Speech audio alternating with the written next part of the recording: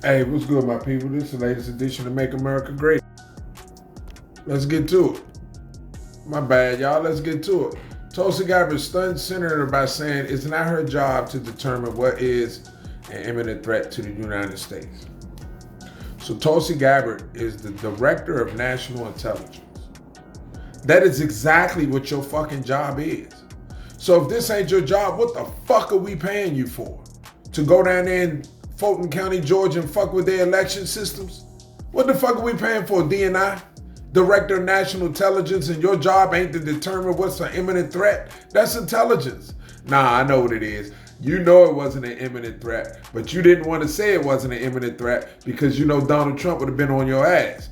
But if you would have said it was an imminent threat, then you knew you would have been lying too. So this is why you kept saying this bullshit right here, putting it on Trump. Which it is on Trump, but you gotta let people know your fucking deputy just quit over that bullshit. And he was MAGA through and through. The only reason you came over from Democrat to Republicans, you felt like Democrats was looking to start a war and you wanted to go ride with MAGA because Trump sold you on the no war bullshit. Then when he started a war, this is what you say. It's not my job. But what the fuck is your job? Why are we paying you a couple $100,000 a year? For what? For what? What is your job, Tulsi Gabbard? If you're not if the director of national intelligence job is not to determine what is an imminent threat to the United States of America, what the fuck are you doing? What are you doing?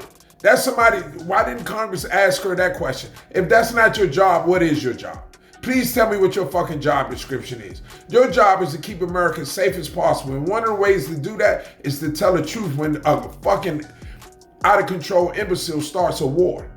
But you don't want to say nothing about it because y'all scared y'all gonna lose your job. Fuck your job. What about the country? You can get another fucking job. You can go to Fox News today and get another fucking job. Pete Hegseth was making $2 million a year. He left that job for a couple $100,000. So I know there's some perks. I know they doing something strange behind the scene for a little bit of change. You could have got in that boat.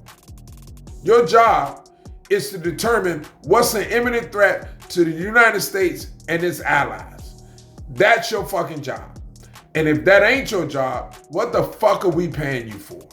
You're a disgrace. Just like everybody else in this cabinet that's unqualified to do the jobs that they being tagged to do. And Congress ought to be ashamed of themselves to keep fucking approving y'all in these fucking confirmation hearings. That's the fucking problem. So once again, it comes back to them fucking clowns in Congress. Because the only thing they got to do is vote no. They know this Mark Wayne Muller motherfucker ain't good enough for the job. They knew she wasn't good enough for the job. They knew Kristi Noem wasn't qualified for the job. They knew Pete Hegseth wasn't qualified for the job. So we can blame this shit on Congress, on Trump all we want to.